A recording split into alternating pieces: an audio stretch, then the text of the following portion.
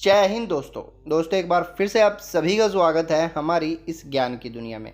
दोस्तों आज के हमारे इस वीडियो में हम आपके लिए लेकर आए हैं शिव महापुराण की विद्येश्वर संहिता के 6 से 11 तक के अध्याय। तो चलिए वीडियो को शुरू करते हैं। तो दोस्तों सबसे पहले शुरू करते हैं 6 से 9 अध्याय तक, जिसमें भगवान शिव के लिंग एवं साकार विग्रह की पूजा के रहस्य तथा महत्व का वर्णन है।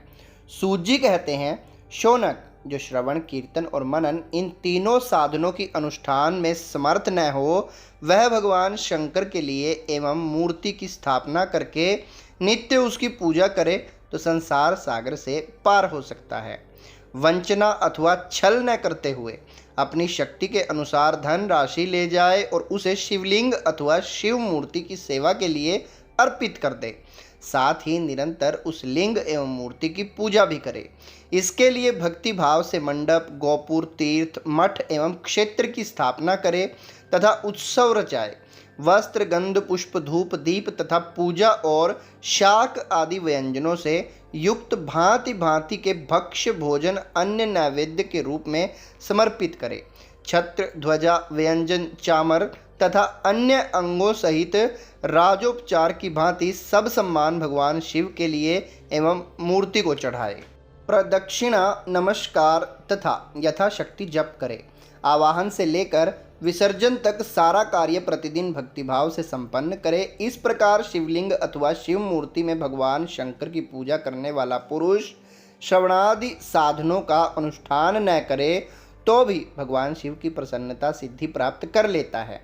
पहले के बहुत से महात्मा पुरुष लिंग तथा शिव मूर्ति की पूजा करने मात्र से भव बंधन से मुक्त हो चुके हैं। ऋषियों ने पूछा, मूर्ति में ही सर्वत्र देवताओं की पूजा होती है, लिंग में नहीं, परंतु भगवान शिव की पूजा सब जगह मूर्ति में और लिंग में भी क्यों होती है? सूत जी ने कहा, मुनीश्वरों, तुम्हारा यह प्रश्न तो बड़ा ही पवित्र और अत्यंत अद्भुत है। इस विषय में महादेव जी ही वक्ता हो सकते हैं। दूसरा कोई पुरुष कभी और कहीं भी इसका प्रतिपादन नहीं कर सकता। इस प्रश्न के समाधान के लिए भगवान शिव ने जो जो कुछ कहा है और उसे मैंने गुरुजी के मुख से जिस प्रकार सुना है उसी तरह क्रमशः वर्णन करूंगा। एकमात्र भगवान शिव ही ब्रह्म रूप देने के कारण निष्कल निराकार कहे गए हैं। रूपवान होने के कारण उन्हें सकल भी कहा गया है, इसलिए वे सकल और निष्कल दोनों हैं। शिव के निष्कल निराकार होने के कारण ही उनकी पूजा का आधारभूत लिंग भी निराकार ही प्राप्त हुआ है, अर्थात शिवलिंग शिव के निराकार स्वरूप का प्रतीक है।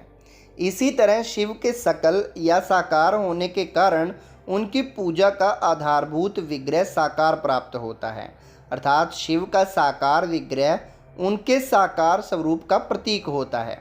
सकल और अकल समस्त अंग आकार सहित निराकार रूप होने से ही ब्रह्मा शब्द से कहे जाने वाले परमात्मा हैं। वही कारण है कि सब लोग लिंग और मूर्ति दोनों में ही सदा भगवान शिव की पूजा करते हैं। शिव से भिन्न जो दूसरे देवता हैं वे साक्षात ब्रह्मा नहीं हैं, इसलिए कहीं भी उनके लिए निराकार लिंग नहीं उपलब्ध होता। पूर्व काल में बुद्धिमान ब्रह्मपुत्र सनत कुमार मुनि ने मंदराचल पर नंदिकेश्वर जी से इसी प्रकार का प्रश्न किया था। सनत कुमार बोले, भगवान शिव से भिन्न जो देवता हैं उन सब की पूजा के लिए सर्वत्र प्राय बेर मूर्ति मात्र ही अधिक संख्या में देखा और सुना जाता है। केवल भगवान शिव की ही पूजा में लिंग और बेर दोनों का उपयोग देखने में आता है। अतः कल्याण में नंदिकेश्वर, इस विषय में जो तत्व की बात हो उसे इस प्रकार बताइए जिससे अच्छी तरह समझने आ जाए। नंदिकेश्वर जी ने कहा, निष्पाप ब्रह्म कुमार, आपके इस प्रश्न का हम जैसे लोगों के द्वारा कोई उत्तर नहीं दिया जा सकता, क्योंकि यह गोपनीय विषय है और लिंग साक्षात ब्रह्म का प्रतीक है। तथापि आप शिव भक्त हैं, इसलिए इस विषय में भगवान शिव ने जो कुछ बताया है उसे ही आपके समक्ष कहता हूँ। भगवान शिव ब्रह्म स्वरूप और निष्कल हैं, इसलिए उन्हीं की पूजा में निष्कल लिंग का उपयोग होता है। संपूर्ण वेदों का यही मत है। सनत कुमार बोले, महाभाग योगिंद्र, आपने भगवान शिव तथा दूसरे देवताओं के पूजन में लिंग और बेर के प्रचार का जो रहस्य विभाग पूर्वक बताया है वह यथार्थ है। इसलिए लिंग और बेर की आदि उत्पत्ति का जो उत्तम वृत्तांत है उसी को मैं इस समय सुनना चाहता हूँ। लिंग के प्राकट्य का रहस्य सूचित करने वाला प्रसंग मुझे सुनाइए। इसके उत्तर में नंदिकेश्वर ने भगवान महादेव के निष्कल स्वरूप लिंग के आविर्भाव का प्रसंग सुनाना आरंभ किया। उन्होंने ब्रह्मा तथा विष्णु के विवाद, देवताओं की व्याकुलता एवं चिंता, देवताओं का दिव्य कैलाश शिखर पर गमन, उनके द्वारा चंद्रशेखर महादेव का स्तवन, देवताओं से प्रेरित हुए महादेव जी का ब्रह्मा और विष्णु के विवाद स्थल में आगमन तथा दोनों के बीच के निष्कल आदि अंतर रहित भीषण अग्निस्तंभ के रूप में उनका आविर्भाव आदि प्रसंगों की कथा कही। तदंतर श्री ब्रह्मा और विष्णु दोनों के द्वारा उस ज्योतिर्मय स्तंभ की ऊंचाई और गहराई का थाह लेने की चेष्टा एवं केतकी पुष्प के शाप वरदान आदि के प्रसंग भी सुनाए गए। तो यहाँ पे अध्याय 9 तक समाप्त हो जाता है और शुरू होता है अध्याय 10, जिसमें 5 कृत्यों का प्रतिपादन, प्रणव एवं पंचाक्षर मंत्र की महत्ता, ब्रह्मा विष्णु द्वारा भगवान शिव की स्तुति तथा उनका अंतर्ध्यान होना बताया गया है। ब्रह्मा और विष्णु ने पूछा, प्रभु सृष्टि आदि 5 कृत्यों के लक्षण क्या हैं? यह हम दोनों को बताइए। भगवान शिव बोले, मेरे कर्तव्यों को समझना अत्यंत गहन है, तथापि मैं कृपा पूर्वक तुम्हें उनके विषय में बता रहा हूँ। ब्रह्मा और अच्युत, सृष्टि, पालन, संसार, तिरोभाव और अनुग्रह, ये 5 ही मेरे जगत संबंधी कार्य हैं जो नित्य सिद्ध हैं। संसार की रचना का जो आरंभ है उसी को सर्ग या सृष्टि कहते हैं। मुझसे पालित होकर सृष्टि का सुस्थिर रूप से रहना ही उसकी स्थिति है, उसका विनाश ही संहार है। प्राणों के उत्क्रमण को तिरोभाव कहते हैं। इन सब से छुटकारा मिल जाना ही मेरा अनुग्रह है। इस प्रकार मेरे 5 कृत्य हैं। सृष्टि आदि जो 4 कृत्य हैं वे संसार का विस्तार करने वाले हैं। 5वां कृत्य अनुग्रह मोक्ष का हेतु है। वह सदा मुझ में ही अचल भाव से स्थिर रहता है। मेरे भगत जन इन 5 कृत्यों को 5 भूतों में देखते हैं। सृष्टि भूतल में स्थित, जल में, संहार अग्नि में और तिरोभाव वायु में और अनुग्रह आकाश में स्थित है। पृथ्वी से सबकी सृष्टि होती है। आग सबको जला देती है। वायु सबको एक स्थान से दूसरे स्थान को ले जाती है और आकाश सबको अनुग्रहित करता है। विद्वान पुरुषों को यह विषय इसी रूप में जानना चाहिए। इन 5 कृत्यों का भार वहन करने के लिए ही मेरे 5 मुख हैं। 4 दिशाओं में 4 मुख हैं और उनके बीच में 5वां मुख है। पुत्रों, तुम दोनों ने तपस्या करके प्रसन्न हुए मुझ परमेश्वर से सृष्टि और स्थिति नामक 2 कृत्य प्राप्त किए हैं। ये दोनों तुम्हें बहुत प्रिय हैं। इसी प्रकार मेरे विभूति स्वरूप रुद्र और महेश्वर में भी 2 अन्य उत्तम कृत्य, संहार और तिरोभाव मुझसे प्राप्त किए हैं, परंतु अनुग्रह नामक कृत्य दूसरा कोई नहीं पा सकता। रुद्र और महेश्वर अपने कर्म को भूले नहीं हैं, इसलिए मैंने उनके लिए अपनी समानता प्रदान की है। वे रूप, वेश, कृत्य, वाहन, आसन और आयुध आदि में मेरे समान ही हैं। मैंने पूर्व काल में अपने स्वरूप भूत मंत्र का उपदेश किया है जो ओमकार के रूप में प्रसिद्ध है। वह महामंगलकारी मंत्र है। सबसे पहले मेरे मुख से ओमकार प्रकट हुआ जो मेरे स्वरूप का बोध कराने वाला है। ओमकार वाचक है और मैं वाच्य हूँ। वह मंत्र मेरा स्वरूप ही है। प्रतिदिन ओमकार का निरंतर स्मरण करने से मेरे ही सदा स्मरण होता है। मेरे उत्तरवर्ती मुख से अकार का, पश्चिम मुख से ओकार का, दक्षिण मुख से मकार का, पूर्ववर्ती मुख से बिंदु का तथा मध्यवर्ती मुख से नाद का प्राकट्य हुआ। इस प्रकार 5 अवयवों से युक्त ओमकार का विस्तार हुआ। इन सभी अवयवों से एकीभूत होकर वह प्रणव ओम नामक एक अक्षर हो गया। यह नाम रूपात्मक सारा जगत तथा वेद उत्पन्न स्त्री पुरुष वर्ग रूप दोनों कुल इस प्रणव मंत्र से व्याप्त हैं। यह मंत्र शिव और शक्ति दोनों का बोधक है। इसी से पंचाक्षर मंत्र की उत्पत्ति हुई है जो मेरे सकल रूप का बोधक है। वह अकार आदि क्रम से और मकारादि क्रम से क्रमशः प्रकाश में आया है। ओम नमः शिवाय यह पंचाक्षर मंत्र है। इस पंचाक्षर मंत्र से मात्र का वर्ण प्रकट हुए हैं जो 5 भेद वाले हैं। अ, ई, उ, री, लू ये 5 मूलभूत स्वर हैं तथा व्यंजन भी 5 वर्णों से युक्त 5 वर्ण वाले हैं। उसी से शिरोमंत्र सहित त्रिपदा गायत्री का प्राकट्य हुआ। उस गायत्री से संपूर्ण वेद प्रकट हुए और उन वेदों से करोड़ों मंत्र निकले। उन मंत्रों से भिन्न भिन्न कार्यों की सिद्धि होती है, परंतु इस प्रणव एवं पंचाक्षर से संपूर्ण मनोरथों की सिद्धि होती है। इस मंत्र समुदाय से भोग और मोक्ष दोनों सिद्ध होते हैं। मेरे सकल स्वरूप से संबंध रखने वाले सभी मंत्र राज साक्षात भोग प्रदान करने वाले और शुभ कारक हैं। नंदिकेश्वर कहते हैं, तदंतर जगदम्बा पार्वती के साथ बैठे हुए गुरुवर महादेव ने उत्तराभिमुख बैठे हुए ब्रह्मा और विष्णु को पर्दा करने वाले वस्त्र से आच्छादित करके उनके मस्तक पर अपना कर कमल रखकर धीरे धीरे उच्चारण करके उन्हें उत्तम मंत्र का उपदेश किया। मंत्र तंत्र से बताई हुई विधि के पालन पूर्वक 3 बार मंत्र का उच्चारण करके भगवान शिव ने उन दोनों शिष्यों को मंत्र की दीक्षा दी। फिर उन शिष्यों ने गुरु दक्षिणा के रूप में अपने आप को ही समर्पित कर दिया और दोनों हाथ जोड़कर अपने समीप खड़े हो गए और उन देवेश्वर जगत गुरु का सत्वन किया। ब्रह्मा और विष्णु बोले, प्रभु आप निष्कल रूप हैं, आपको नमस्कार है। आप निष्कल तेज से प्रकाशित हैं, आपको नमस्कार है। आप सबके स्वामी हैं, आपको नमस्कार है। आप सर्वात्मा को नमस्कार है, अथवा सकल स्वरूप आप महेश्वर को नमस्कार है। आप प्रणव के वाचार्थ हैं, आपको नमस्कार है। आप प्रणव लिंग वाले हैं, आपको नमस्कार है। सृष्टि पालन संहार तिरुभाव और अनुग्रह करने वाले आपको नमस्कार है। आपके 5 मुख हैं, आप परमेश्वर को नमस्कार है। पंच ब्रह्म स्वरूप 5 कृत्य वाले आपको नमस्कार है। आप सबके आत्मा हैं, ब्रह्मा हैं। आपके गुण और शक्तियाँ अनंत हैं, आपको नमस्कार है। आपके सकल और निष्कल 2 रूप हैं। आप सद्गुरु एवं शंभु हैं, आपको नमस्कार है।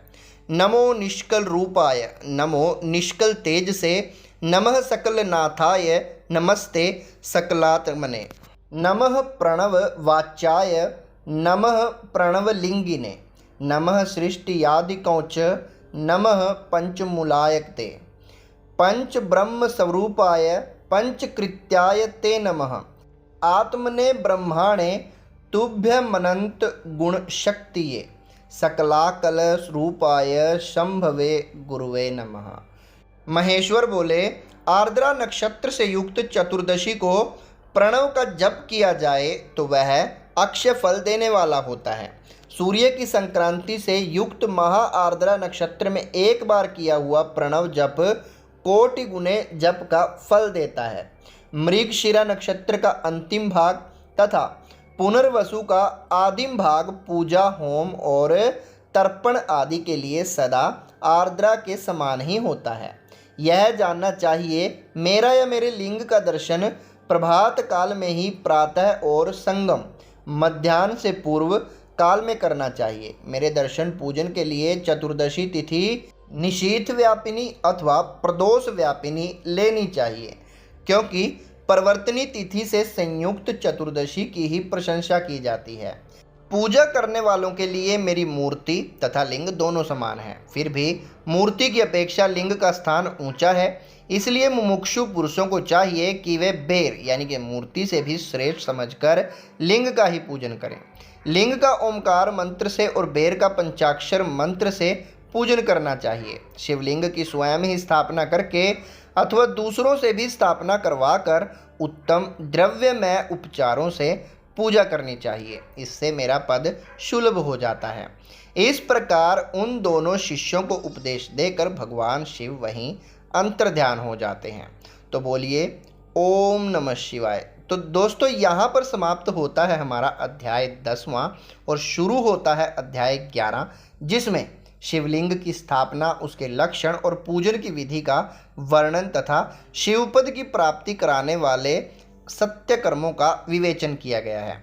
तो ऋषियों ने पूछा, सूत जी, शिवलिंग की स्थापना कैसे करनी चाहिए, उसका लक्षण क्या है तथा उसकी पूजा कैसे करनी चाहिए, किस देश काल में करनी चाहिए और किस द्रव्य के द्वारा उसका निर्माण होना चाहिए। तो सूत जी ने कहा, महर्षियों, मैं तुम लोगों के लिए इस विषय का वर्णन करता हूँ, ध्यान देकर सुनो और समझो। अनुकूल एवं शुभ समय में किसी पवित्र तीर्थ में, नदी आदि के तट पर अपनी रुचि के अनुसार ऐसी जगह शिवलिंग की स्थापना करनी चाहिए जहाँ नित्य पूजन हो सके। पार्थिव द्रव्य से अपनी रुचि के अनुसार कल्पोक्त लक्षणों से युक्त शिवलिंग का निर्माण करके उसकी पूजा करने से उपासक को उस पूजन का पूरा पूरा फल प्राप्त होता है। संपूर्ण शुभ लक्षणों से युक्त शिवलिंग की यदि पूजा की जाए तो वह तत्काल पूजा का फल देने वाला होता है। यदि चल प्रतिष्ठा करनी हो तो इसके लिए छोटा सा शिवलिंग अथवा विग्रह श्रेष्ठ माना जाता है, और यदि अचल प्रतिष्ठा करनी हो तो स्थूल शिवलिंग अथवा विग्रह अच्छा माना जाता है। उत्तम लक्षणों से युक्त शिवलिंग की पीठ सहित स्थापना करनी चाहिए। शिवलिंग का पीठ मंडलाकार, गोल, चौकोर, त्रिकोण अथवा खाट के पाए की भांति ऊपर नीचे मोटा और बीच में पतला होना चाहिए। ऐसा लिंग पीठ महान फल देने वाला होता है। पहले मिट्टी से, प्रस्तर आदि से अथवा लोहे आदि से शिवलिंग का निर्माण हो, उसी से उसका पीठ भी बनाना चाहिए। यही स्थावर अचल प्रतिष्ठा वाले शिवलिंग की विशेष बात है। चल प्रतिष्ठा वाले शिवलिंग में भी लिंग और पीठ का एक ही उपादान होना चाहिए, किंतु बाण लिंग के लिए यह नियम नहीं है। लिंग की लंबाई निर्माणकर्ता तथा स्थापना करने वाले यजमान के 12 अंगुल के बराबर होनी चाहिए। ऐसी ही शिवलिंग को उत्तम कहा गया है। इससे कम लंबाई हो तो फल कम ही आता है, अधिक हो तो कोई दोष की बात नहीं है। चरलिंग में भी वैसा ही नियम है। उसकी लंबाई कम से कम कर्ता के 1 उंगल के बराबर होनी चाहिए। उससे छोटा होने पर अल्प फल मिलता है, किंतु उससे अधिक होना दोष की बात नहीं है। यजमान को चाहिए कि वह पहले शिल्प शास्त्र के अनुसार एक विमान या देवालय बनवाए जो देवगणों की मूर्तियों से अलंकृत हो। उसका गर्भगृह बहुत ही सुंदर, सुदृढ़ और दर्पण से समान स्वच्छ हो। उसी 9 प्रकार के यत्नों से विभूषित किया हो। उसमें पूर्व और पश्चिम दिशा में 2 मुख्य द्वार हों। यहाँ शिवलिंग की स्थापना करनी हो। उस स्थान के गर्त में नीलम, लाल, वैदूर्य, श्याम, मरकत, मोती, मूंगा, गोमद और हीरा, इन 9 रत्नों को तथा अन्य महत्वपूर्ण द्रव्यों को वैदिक मंत्रों के साथ छोटे सद्योजात आदि 5 वैदिक मंत्रों द्वारा ओम सदोजातम प्रपधामि, सदोजाताय वै नमो नमः, भत्रे भवे नाति भवे, भवस्व माँ भनेबद्वाय नमः, ओम वामदेवाय नमो, ज्येष्ठाय नमः, श्रेष्ठाय नमः, रुद्राय नमः, कालाय नमः, कल विकर्णाय नमः, बल विकारनाथाय नमः, बलाय नमो, बल प्रथम थनाय नमः, सर्वभूत दमनाय नमो, मनोमश्वाय नमः। शिवलिंग का 5 स्थानों में क्रमशः पूजन करके अग्नि में हविष्य की अनेक आहुतियाँ दे और परिवार सहित मेरी पूजा करके गुरु स्वरूप आचार्य को धन से तथा भाई बंधुओं को मनचाही वस्तुओं से संतुष्ट करें। याचकों को जड़, स्वर्ण, ग्रह एवं भू संपत्ति तथा चेतन गो आदि वैभव प्रदान करें। स्थावर जंगम सभी जीवों को यत्नपूर्वक संतुष्ट करके एक गड्ढे में सुवर्ण तथा 9 प्रकार के रत्न भरकर सदोजातादि वैदिक मंत्रों का उच्चारण करके परम कल्याणकारी महादेव जी का ध्यान करें। तत्पश्चात नाद घोष से युक्त महामंत्र ओमकार का उच्चारण करके उक्त गड्ढे में शिवलिंग की स्थापना करके उसे पीठ से संयुक्त करें। इस प्रकार पीठ युक्त लिंग की स्थापना करके उसे नित्य लेप, दीर्घ काल तक टिके रहने वाले मसाले से जोड़कर स्थित करें। इसी प्रकार वहाँ परम सुंदर वेर, मूर्ति की भी स्थापना करनी चाहिए। सारांश यह है कि भूमि संस्कार आदि की सारी विधि जैसे लिंग प्रतिष्ठा के लिए की गई है, स्थावर लिंग की सींचने आदि के द्वारा सेवा करनी चाहिए और जंगम लिंग को आकार एवं जल आदि देकर तृप्त करना उचित है। उन स्थावर जंगम जीवों को सुख पहुँचाने में अनुरक्त होना भगवान शिव का पूजन है, ऐसा विद्वान पुरुष मानते हैं। यों चराचर जीवों को ही भगवान शंकर के प्रतीक मानकर उनका पूजन करना चाहिए। इस तरह महालिंग की स्थापना करके विविध उपचारों द्वारा उसका पूजन करें। अपनी शक्ति के अनुसार नित्य पूजा करनी चाहिए तथा देवालय के पास ध्वजारोपण आदि करना चाहिए। शिवलिंग साक्षात शिव का पद प्रदान करने वाला है अथवा चर लिंग में षोडशोपचारों द्वारा यथोचित रीति से क्रमशः पूजन करें। यह पूजन भी शिव पद प्रदान करने वाला है। आवाहन, आसन, अर्घ, पाद्य, पाद्यांग, आचमन, अभ्यंग पूर्वक स्नान, वस्त्र तथा यज्ञोपवीत, गंध, पुष्प, धूप, दीप, नैवेद्य, तांबूल समर्पण, निराजन, नमस्कार और विसर्जन से 16 उपचार हैं, अर्थात अर्घ से लेकर नैवेद्य तक विधिवत पूजन करें। अभिषेक, नैवेद्य, नमस्कार और तर्पण से सब यथाशक्ति नित्य करें। इस तरह किया हुआ शिव का पूजन शिवपद की प्राप्ति कराने वाला होता है। अथवा किसी मनुष्य के द्वारा स्थापित शिवलिंग में, ऋषियों द्वारा स्थापित शिवलिंग में, देवताओं द्वारा स्थापित शिवलिंग में, अपने आप प्रकट हुए स्वयंभू लिंग में भी तथा अपने द्वारा नूतन स्थापित हुए शिवलिंग में भी उपचार समर्पण पूर्वक जैसे तैसे पूजन करने से या पूजन की सामग्री देने से भी मनुष्य ऊपर जो कुछ कहा गया है वह सारा फल प्राप्त कर लेता है। क्रमशः परिक्रमा और नमस्कार करने से भी शिवलिंग शिवपद की प्राप्ति करने वाला होता है। यदि निम्न पूर्वक शिवलिंग का दर्शन मात्र कर लिया जाए तो वह भी कल्याणप्रद होता है।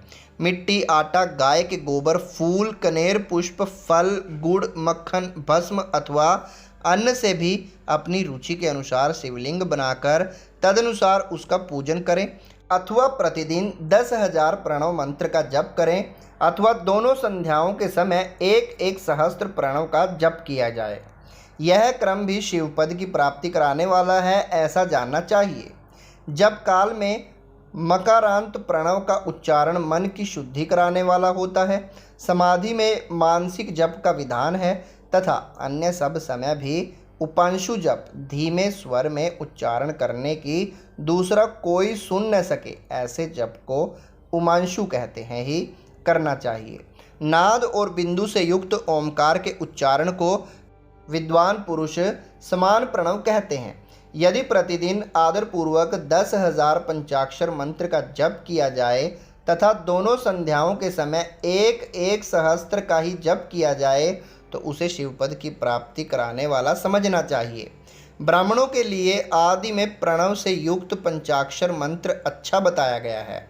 कलश से किया हुआ स्नान, मंत्र की दीक्षा, मातृकाओं का न्यास, सत्य से पवित्र अंतःकरण वाला ब्राह्मण तथा ज्ञानी गुरु, इन सब को उत्तम माना गया है। द्विजों के लिए नमः शिवाय के उच्चारण का विद्वान है। द्विजेत्वरों के लिए अंत में नमः पद के प्रयोग की विधि है, अर्थात वे नमः शिवाय की जगह शिवाय नमः इस मंत्र का उच्चारण करें। स्त्रियों के लिए भी कहीं कहीं विधि पूर्वक नमोअंत उच्चारण का भी विद्वान है, अर्थात वे भी शिवाय नमः का ही जप करें। कोई कोई ऋषि ब्राह्मण की स्त्रियों के लिए नमः पूर्वक शिवाय के जप की अनुमति देते हैं, अर्थात वे नमः शिवाय का जप करें। पंचाक्षर मंत्र का 5 करोड़ जप करने मनुष्य भगवान सदाशिव के समान हो जाता है। 1, 2, 3 तथा 4 करोड़ का जप करने क्रमशः ब्रह्मा, विष्णु, रुद्र तथा महेश्वर का पद प्राप्त होता है। अथवा मंत्र में जितने अक्षर हैं उनका पृथक पृथक 1-1 लाख जप करें अथवा समस्त अक्षरों का एक साथ ही जितने अक्षर हों उतने लाख जप करें। इस तरह के जप को शिव पद की प्राप्ति कराने वाला समझना चाहिए। यदि 1000 दिनों में प्रतिदिन 1 सहस्त्र जाप के क्रम से पंचाक्षर मंत्र का 10 लाख जप पूरा कर लिया जाए और प्रतिदिन ब्राह्मण भोजन कराया जाए तो उस मंत्र से अभीष्ट कार्य की सिद्धि होनी चाहिए। ब्राह्मण को चाहिए कि वह प्रतिदिन प्रातःकाल 1008 बार गायत्री का जप करे। ऐसा होने पर गायत्री क्रमशः शिव का पद प्राप्त करने वाली होती है। वेद मंत्रों और वैदिक सूक्तों का भी नियम पूर्वक जप करना चाहिए। वेदों का पारायण भी शिव पद की प्राप्ति कराने वाला है, ऐसा जानना चाहिए। अन्यान्य जो बहुत से मंत्र हैं उसका भी जितने अक्षर हों उतने लाख जप करें। इस प्रकार जो यथाशक्ति जप करता है वह क्रमशः शिव पद प्राप्त कर लेता है। अपनी रुचि के अनुसार किसी एक मंत्र को अपनाकर मृत्यु पर्यंत प्रतिदिन उसका जप करना चाहिए, अथवा ओम इस मंत्र का प्रतिदिन 1 सहस्त्र जप करना चाहिए। ऐसा करने पर भगवान शिव की आज्ञा से संपूर्ण मनोरथों की सिद्धि होती है। जो मनुष्य भगवान शिव के लिए कुलवाड़ी या बगीचे आदि लगाता है तथा शिव के सेवा कार्य के लिए मंदिर में झाड़ने बुहारने आदि की व्यवस्था करता है, वह इस पुण्य कर्म को करके शिवपद प्राप्त कर लेता है। भगवान शिव के जो काशी आदि क्षेत्र हैं उनमें भक्ति पूर्वक नित्य निवास करें। वह जड़ चेतन सभी को भोग और मोक्ष देने वाला होता है। अतः विद्वान पुरुष जो भगवान शिव के क्षेत्र में आमरण निवास करना चाहिए, पुण्य क्षेत्र में स्थित बावड़ी, कुआं और पोखरे आदि को शिव गंगा समझना चाहिए। भगवान शिव का ऐसा ही वचन है। वहाँ स्नान दान और जप करके मनुष्य भगवान शिव को प्राप्त कर लेता है। अतः मृत्यु पर्यंत शिव को क्षेत्र का आश्रय लेकर रहना चाहिए। जो शिव के क्षेत्र में अपने किसी मृत संबंधी का दाह दशा, मासी श्राद्ध, सपिंडीकरण अथवा वार्षिक श्राद्ध करता है, अथवा कभी भी शिव के क्षेत्र में अपने पितरों को पिंड देता है, वह तत्काल सब पापों से मुक्त हो जाता है और अंत में शिव पद प्राप्त करता है। अथवा शिव के क्षेत्र में 7, 5, 3 या एक ही रात निवास कर लें। ऐसा करने से भी क्रमशः शिव पद की प्राप्ति होती है। लोक में अपने अपने वर्ण के अनुरूप सदाचार का पालन करने से भी मनुष्य शिवपद को प्राप्त कर लेता है। वर्णानुकूल आचरण से तथा भक्ति भाव से वह अपने सत्कर्मों का अतिशय फल पाता है। कामना पूर्वक किए हुए अपने कर्म से अभीष्ट फल को शीघ्र ही पा लेता है। निष्काम भाव से किया हुआ सारा कर्म साक्षात शिवपद की प्राप्ति करने वाला होता है। दिन के 3 विभाग होते हैं, प्रातः, मध्याह्न और सांध्याह्न। इन तीनों में क्रमशः एक एक प्रकार के कर्म का संपादन किया जाता है। प्रातः काल को शास्त्र विहित नित्य कर्म के अनुष्ठान का समय करना चाहिए। मध्याह्न सकाय कर्म के लिए उपयोगी है तथा सायंकाल शांति कर्म के उपयुक्त है, ऐसा जानना चाहिए। इसी प्रकार रात्रि में भी समय का विभाजन किया जाता है। रात के 4 प्रहरों में से जो बीच के 2 प्रहर हैं उन्हें निषीध काल कहा गया है। विशेषतः उसी काल में की हुई भगवान शिव की पूजा अभीष्ट फल को देने वाली होती है। ऐसा जानकर कर्म करने वाला मनुष्य यथोक्त फल की भागी होता है। विशेषतः कलयुग में कर्म से ही फल की सिद्धि होती है। अपने अपने अधिकार के अनुसार ऊपर कहे गए किसी भी कर्म के द्वारा शिवाराधना करने वाला पुरुष यदि सदाचारी है और पाप से डरता है तो वह उन कर्मों का पूरा फल अवश्य प्राप्त कर लेता है। तो बोलिए ओम नमः शिवाय। तो दोस्तों ये था हमारा आज का वीडियो जिसमें हमने आपको बताई अध्याय 6 से अध्याय 11 की कथा। अगर आपको वीडियो पसंद आया हो तो वीडियो को लाइक करें और शेयर ज़रूर कर दें ताकि आपको भी पुण्य मिल सके शिव पुराण की कथा किसी और को सुनाने का। तो जल्दी मिलेंगे आपको फिर से अगले वीडियो में। तब तक के लिए जय हिंद, जय भारत।